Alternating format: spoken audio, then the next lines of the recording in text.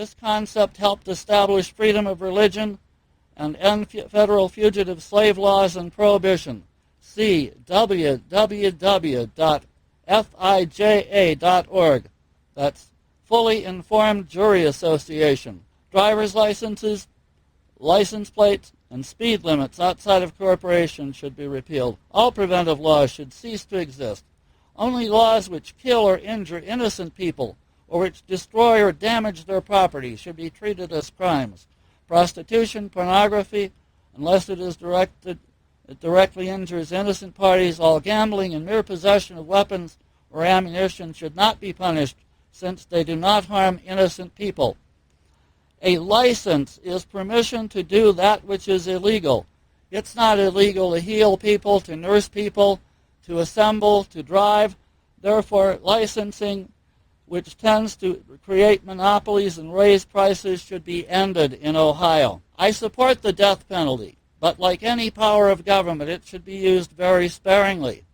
With the implementation of the fully informed jury amendment concept and making sure that all defendants are entitled to all evidence against them, we should be able to make sure that in most, if not all, innocent people are not put to death.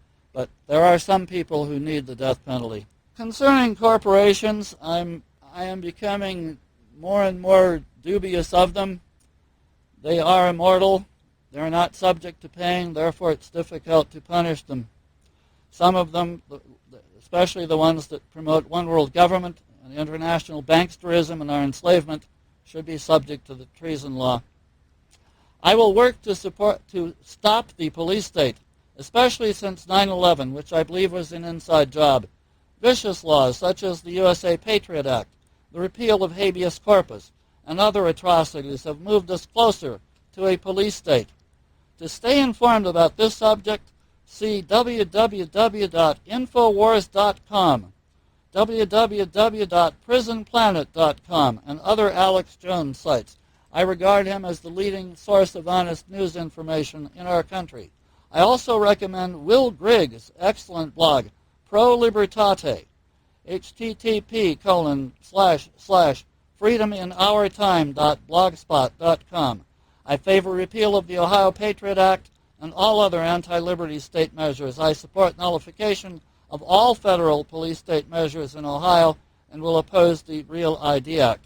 All federal and state taxpayers' money to local police should cease so that they will be responsible as peace officers to their communities instead of being law enforcement officers. I do not support term limits, but as long as the majority of the people of Ohio want them, I will not work to repeal them. I think a better idea would be term length limits. Limit the president to a 2-year term by constitutional amendment, 3 years for the Senate, 1 year for federal congressmen, 2 years for the Ohio governor, as it was until 1959, 1 year for state representatives, 2 years for state senators. I support honest and fair elections. I want to restore paper ballots and manually counted at each precinct, reported directly and retained as evidence.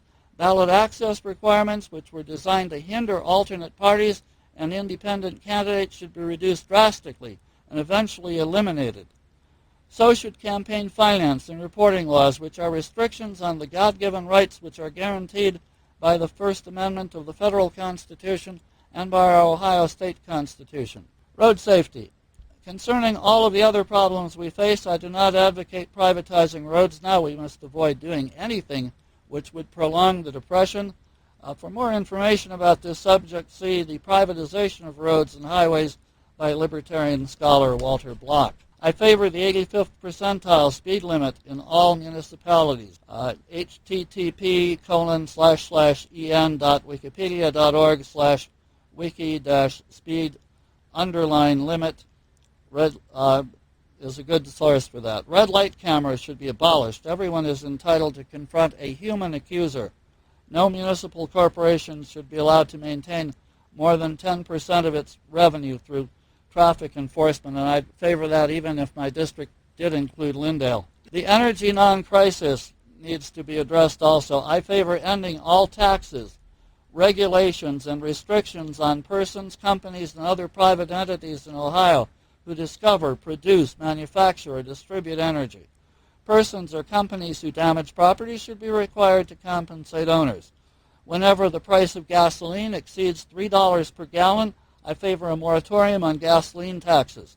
The energy crisis is a hoax. For more information, see Lindsey Williams' speech and book, The Energy Non-Crisis. And I'm not going to give you the whole thing now because we're running a bit short on time. I will require all federal officials, I will require all state officials and local officials to take the Oath Keeper's oath, and I'm going to read that now to you. 1. We will not obey orders to disarm the American people. 2. We will not obey orders to conduct warrantless searches of the American people.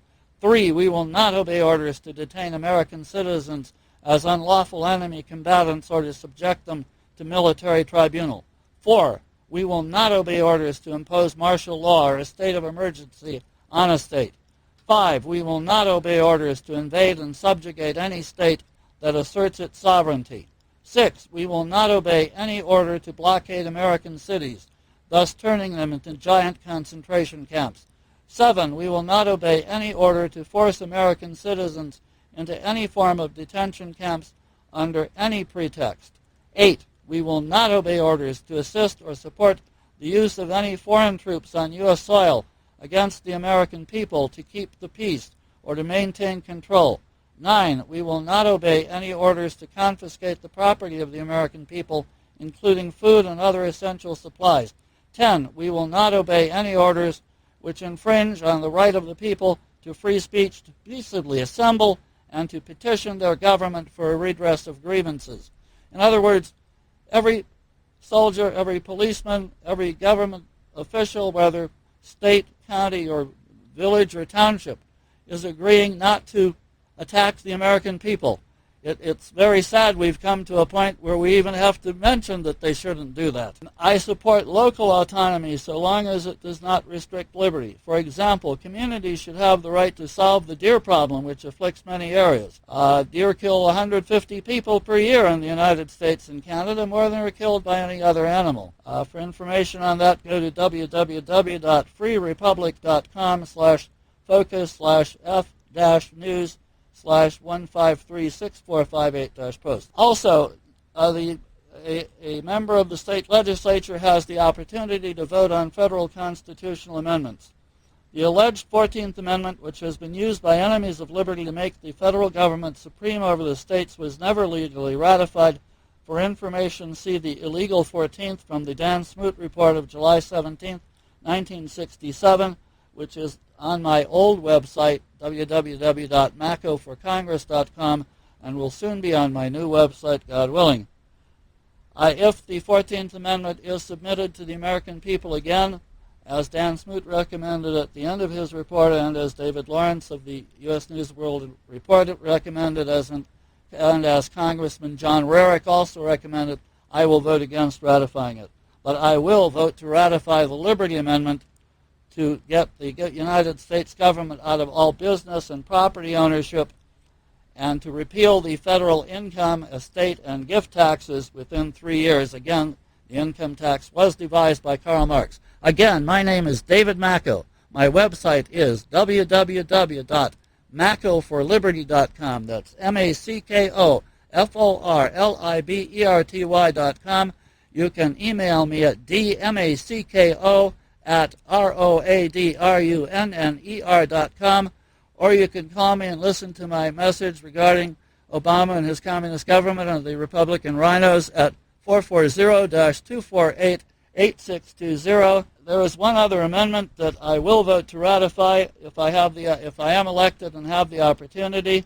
Congress shall make no law that applies to the citizens of the United States that does not apply equally to the senators and or representatives, and Congress shall make no law that applies to the senators and or representatives that does not apply equally to the citizens of the United States. In other words, all public officials should at least be put on a level of equality with citizens. Actually, I would consider myself as a servant of the people if I were to be elected.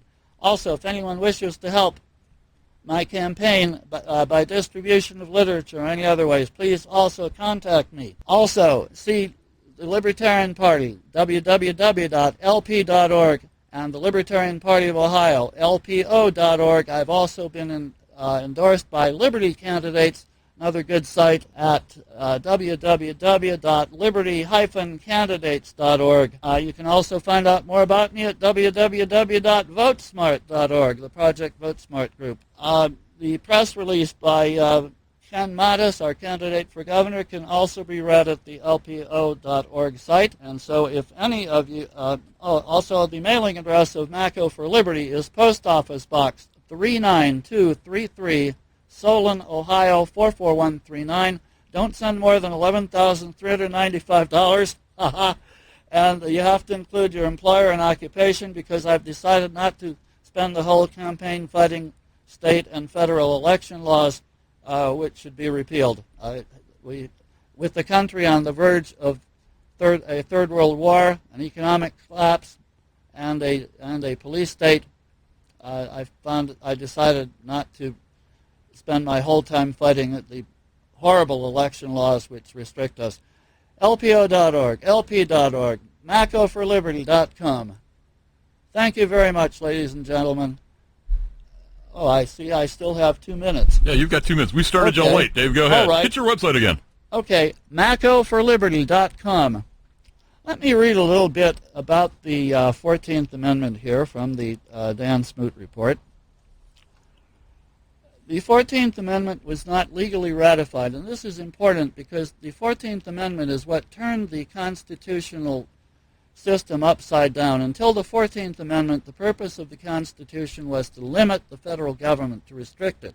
Since the 14th Amendment, the whole situation has been turned around now so that the federal government tries to create the impression, based and backed up by military force, that it controls the states. Lincoln maintained that the southern states had never left the Union, and when the War for Southern Independence ended, his theory was proven to be correct, at least for the time being. However, in December 1865, the radical Republicans, much like our socialists of today, who wanted to turn the South into conquered provinces, refused to seat representatives from the southern states. Therefore, it became an illegal Congress. And when they proposed the 14th Amendment, these conquered provinces, which were not recognized as states in any other way, were forced to ratify the amendment. That's like a contract with a gun being put to your head. It's totally fraudulent, totally illegal.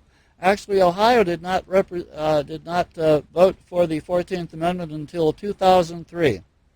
Another very important issue is the Liberty Amendment. Section 1, the government of the United States shall not engage in any business, professional, commercial, financial, or industrial enterprise except as specified in the Constitution. And 3 years after that, the federal income, gift, and estate taxes shall be repealed, and then we would be free. Dave, thank you very much for coming down. This is year 2 for you as being a telethon donor. You're welcome. I look forward to doing this again next year. Good. We will gladly take your $100 again in April. So, see, look at this nice studio that you've helped pay for here. So, okay. Thank you very much. Good luck in your endeavor here. You're welcome. It's a pleasure to be here. Great. Hit your website one more time. We'll boot you out the door then. www.mackoforliberty.com. That's MackoForLiberty.com. God bless all of you. Vote Libertarian on November 2nd. Remember, everybody, take out the trash. Hey, Dave, thanks very much. Remember, of course, my friends, the opinions expressed on this show, not just Dave's but mine also, are those of the producers. So, take that. And sit back, relax, and enjoy. We've got a bunch of stuff coming for you here. You are listening to WRUW FM. I know the computer does that when I press the button. WRUW FM, 91.1 Cleveland. I'll be back to yammer in a bit. Dave, thanks again. Appreciate it, buddy.